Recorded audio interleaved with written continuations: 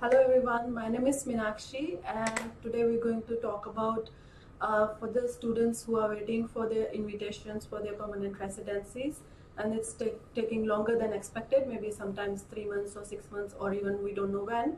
And today we're going to cover the points such as like more education or migration pathways.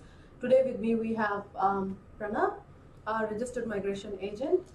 And the points we're going to cover is like one by one we will go through. So we're going to start with, let's say, students who want to know more about 189.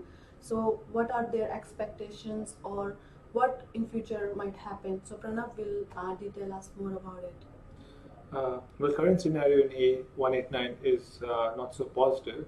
So if you look into from the time of December, immigration has sort of reduced the number of invitations from 1,000 to only 300. So it's getting a bit tougher.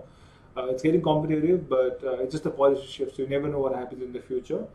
But just to give you a certain insight into it, the last invitation round results on 18th of April 2018. So the cutoff for 189 visa was 70 points, and the UI was launched in 7th of December 2017. So that's quite a big lag of more than 4 months.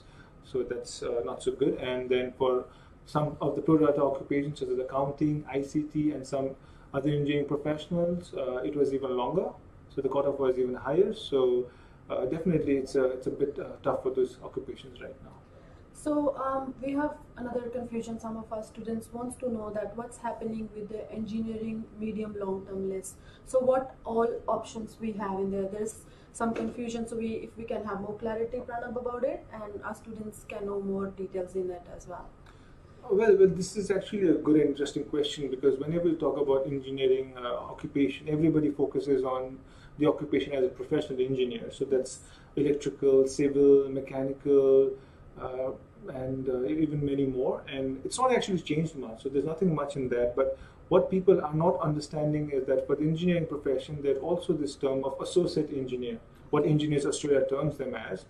And these occupations also relate to the medium and long-term strategic skills list. So these occupations are engineering draft person, or civil engineering draft person, and electrical engineering draft person. There's also two sets of occupation in telecommunication engineering. That's telecommunication technical officer, telecommunication field worker, and then you also have the telecommunication network planner. So these occupations are there. But what is an associate engineer is that you don't have to do a bachelor's of engineering to be an associate engineer.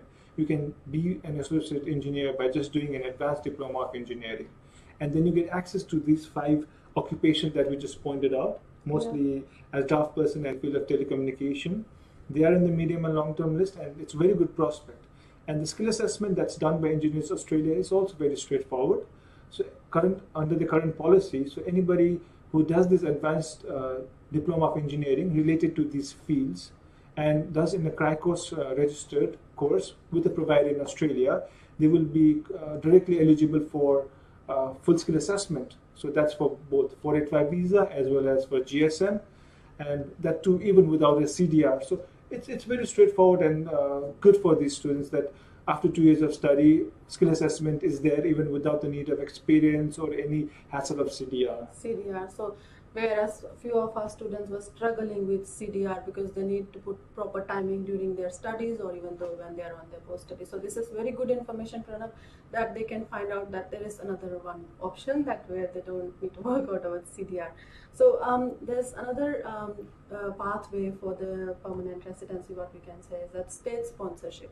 So when we want to know about the state sponsorship, so what all options students can look into, or if they have been waiting for their UI from very long time, what states they can look forward to, and what are the criteria? So again, so state sponsorship would be 190 visa, and that's and also the 489. Okay. So all these occupations that we just discussed, these 5 occupations, they're on the medium and long-term strategic skills list. So that means you have access to state sponsorship. Okay. But then you also need to understand whether the same occupations are there in the states list. Okay. So if you look into the data, most of the states actually have this occupation in their list, whether it's New South Wales, whether it's Victoria, even Western Australia, Tasmania, Northern Territory, and most of them actually have the, so even South Australia, so everybody has them. Some of them have certain extra requirements, which could relate to some experience requirement. but most of them actually sort of give this experience waiver to graduates of that state. So if you decide to do this 2-year course and you say, okay, let me go to Tasmania to do this course, then they will exempt you from this experience requirement.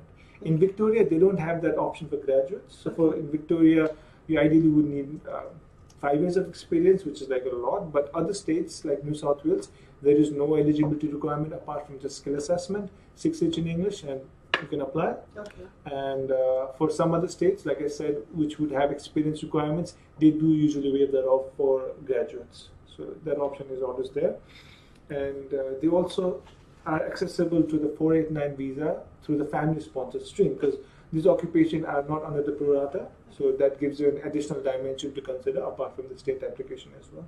Okay, so there are like few more things students would like to know, such as like whatever we have talked about. So is there any additional advantage students can look into it, like whenever they're considering any other options from what they have already done and what we have actually explained? Or if we are not really clear, we can always book appointment. We can meet our migration agents in ICC Global. We are located on 20 Queen Street. So we can book appointment with Pranab, or we have more migration agents as well. So for now, we're just gonna like have more detailed information from Pranab that what else we can look into, like when we are looking into these pathways or options. Sure. We have already discussed some of the benefits there, but to rephrase the benefits again, and I'll try to add some extra points as Meenakshi has pointed out. Maybe we should be giving some more information to our viewers, to our students, so that they can take something more out of it. So the first and foremost is you get full skill assessment without any experience requirement. That's a very big advantage that very few occupations provide that. Okay. The second part is that since the occupation is there in the medium and long-term strategic skills list, you have access to 485 temporary graduate visa under the graduate work stream. So even if you're not doing higher education, you still go and get the work experience of 18 months. Under that is there. And like we highlighted, that it's a non-pro-rata occupation, so you have access to all the streams and all the categories in GSM. So 189, 190, 489, both state and family. So all that is there. Now another aspect that you can think about is when you think about migrating to Australia, everybody thinks about the points. Right now there's a big struggle because of how many points I have, how many points you have, and it's just points. So it's a 2-year course, right? So that means you get 5 points for 2 years of Australian study. Now if you decide to do that course in regional Australia and you study and live in regional Australia during that time, you get additional 5 points for that.